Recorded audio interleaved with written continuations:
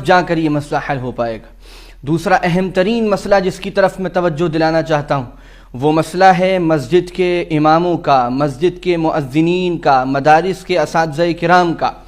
Lock down سے پہلے بھی یہ بات میں نے مختلف موقعوں پر عرض کی، اور لاک ڈاؤن کے زمانے میں اور اس کے بعد جو تازہ ترین صورتحال ہے اس کو دیکھ کر میں عاجزانہ اور مؤدبانہ یہ درخواست لوگوں سے کرتا ہوں کہ اللہ کے لیے ان ائمہ کرام، ان مؤذنین کرام اور ان اساتذہ کرام کی اہمیت کو سمجھیے۔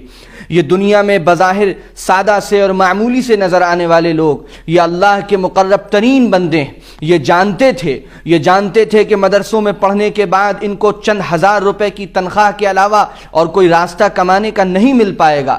اس کے باوجود انہوں نے اپنے کو مدرسے میں لگایا، قرآن پڑھا، حدیث پڑھی، اور آج بہت معمولی تنخواہوں پر یہ ہمارے ایمان کو بچانے کا کام کر رہے ہیں، ہمارے دین کی نشر و اشاعت کا کام کر رہے ہیں، ہمارے نونہالوں کو قرآن پڑھاتے ہیں، دین پڑھاتے ہیں، شریعت پڑھاتے ہیں۔ اور اس کے بدلے میں ان کو کیا ملتا ہے؟ اس کے بدلے میں ان کو چند ہزار روپے تنخواہیں ملتی ہیں۔ اتنی تنخواہ جس میں کسی امیر اور کسی اچھے گھرانے میں صرف دودھ آتا ہے، اور جتنا ان کا مہینے کا چاکلیٹ کا خرچہ ہے، باہر گھومنے کا خرچہ ہے، اتنی تنخواہیں ان اماموں کو، مؤذنین کو دی جاتی ہیں۔ مجھے شرم آتی ہے ان تنخواہوں کا ذکر کرتے ہوئے جو عام طور سے ہمارے مسجد کے مؤذنین کو، ائمہ کرام کو اور اساتذہ کرام کو، مدرسے کے اساتذہ کرام کو دی جاتی ہیں۔ میں خاص طور سے اپیل کرتا ہوں، ان کو پہچانیے، ان کے مقام کو پہچانیے، ان کی عظمت کو پہچانیے، ان کی قدر کیجیے۔ ان کو ایسا مشاہرہ اور ایسی تنخواہ مسجد کی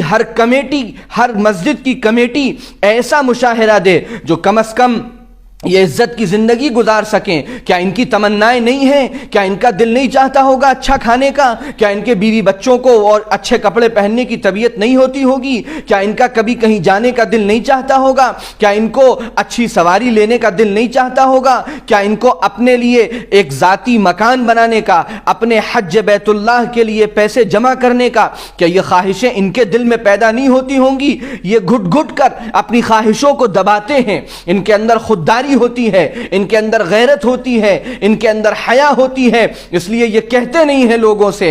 اے مسجد کے کمیٹی کے ذمہ داروں، میں آپ سب سے عاجزانہ گزارش کرتا ہوں، ذرا جھانک کر دیکھیے اپنی مسجد کے ائمہ کا کیا حال ہے، مؤذنین کا کیا حال ہے۔ اے مسجد میں نماز پڑھنے والے مصلیوں اور نمازیوں، میں آپ سے کہتا ہوں کہ آپ نے ساری ذمہ داری کمیٹی پر کیوں ڈال رکھی ہے؟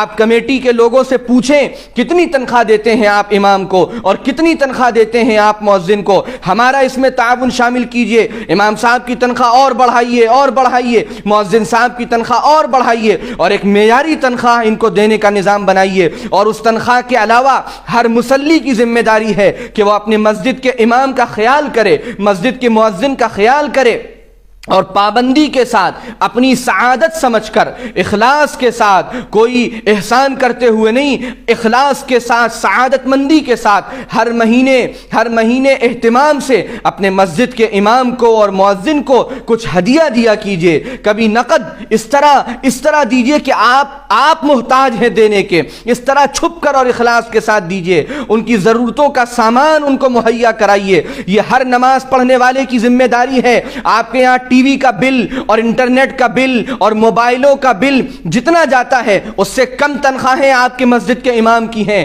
آپ کے مسجد کے مؤذن کی ہیں۔ کیسے اللہ کو جواب دیں گے؟ کیسے نبی کریم صلی اللہ علیہ وسلم کا سامنا کر پائیں گے کہ جنہوں نے تمہارے دین کی فکر کی، جنہوں نے تمہیں 5 وقت نماز پڑھائی، ان کے ساتھ تمہاری کنجوسی کا یہ عالم تھا؟ بڑی قسم پرسی میں وہ لوگ جیتے ہیں، ان کے یہاں بیماریاں آتی ہیں، وہ مجبور ہیں سرکاری اسپتالوں کی لمبی لائنوں میں لگنے کو، کیونکہ وہ 100-200 روپے سے زیادہ اپنے بیوی اور بچے کے علاج پر خرچ نہیں کر سکتے۔ اگر مسجد کے امام یا ان کے گھر میں، ان کے بیوی بچوں میں، مؤذن یا ان کے گھر میں بیوی بچوں میں کوئی بیمار ہے، مسجد کے تمام مصلیوں کی ذمہ داری ہے کہ ان کے بہترین سے بہترین علاج کی کی وہ فکر کریں، ان کی خبرگیری کریں، ان کو ضرورت کا سامان مہیا کرائیں، اور یہ سب اپنی سعادت مندی سمجھ کر کریں۔ اساتذہ مدارس کے اساتذہ کرام کا جو حال ہے لاک ڈاؤن کے زمانے میں اور اس کے بعد اب مدرسے ابھی بند ہیں، ہم خبرگیری نہیں کرتے، ہم فکر نہیں کرتے، یہ ذمہ داری تمام مصلیوں کی، تمام نماز پڑھنے والوں کی ہے۔ اور سب سے آسان راستہ یہ ہے کہ ہر مسجد کے اطراف کے گھر والے اپنے مسجد کے امام کی فکر کر لیں، اپنے مسجد کی مؤذن کی فکر کر لیں، اپنی مسجد میں چلنے والے مدرسے کی فکر کر لیں۔ زیادہ دور جانے کی ضرورت نہیں ہے،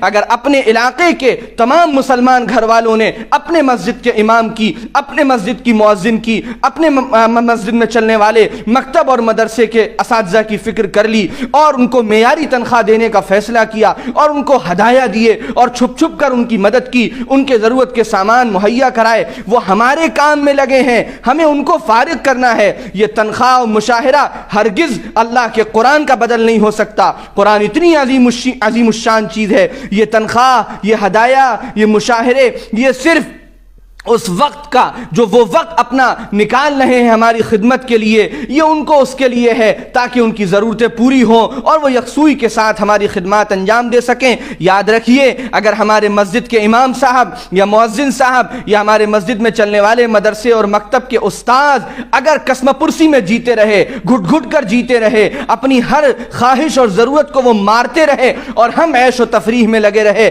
تو اللہ کے ہاں ہمارے لیے کوئی جواب نہیں ہوگا۔ ہم اس عمل کی نحوست دنیا سے لے کر آخرت تک دیکھیں گے۔ بڑی بڑی مسجدوں کی یہ کارگزاریاں ہیں کہ ان کے کمیٹی کے لوگ ہوں یا اس مسجد میں نماز پڑھنے والے مصلی ہوں، وہ خود لاکھوں اور کروڑوں میں جیتے ہیں اور ان کے مسجد کا امام چند ہزار روپے میں گھٹ گھٹ کر زندگی گزارتا ہے۔ ایسے لوگ کیسے اللہ کا سامنا کریں گے، کیسے نبی صلی اللہ علیہ وسلم کا سامنا کریں گے؟ اس فکر کو اپنے اوپر سوار کر لیجئے اور ہر شخص اپنے مسجد کی، اپنے محلے کی فکر میں لگ جائے۔ اللہ تعالی ہمیں ان ائمہ کرام کی، ان مؤذنین کرام کی اور ان مدارس کے اساتذہ کرام کی بے انتہا قدر کی توفیق عطا فرمائے اور ان کی بڑھ بڑھ کر ان کی خوب مدد کرنے کی، ان کا خوب ساتھ دینے کی اور ان کی خدمت کو اپنی سعادت سمجھنے کی توفیق عطا فرمائے۔ میرے اس پیغام کو جتنا ہو سکے دوسروں تک پہنچائیے، فردن ایک ایک فرد تک پہنچائیے۔ اس سلسلے میں رابطہ کیجئے، محلے کے لوگ بیٹھ کر آپس میں نظام طے کریں، مصلی بیٹھ کر آپس میں نظام طے کریں اور اس مسئلے کو سوچئے،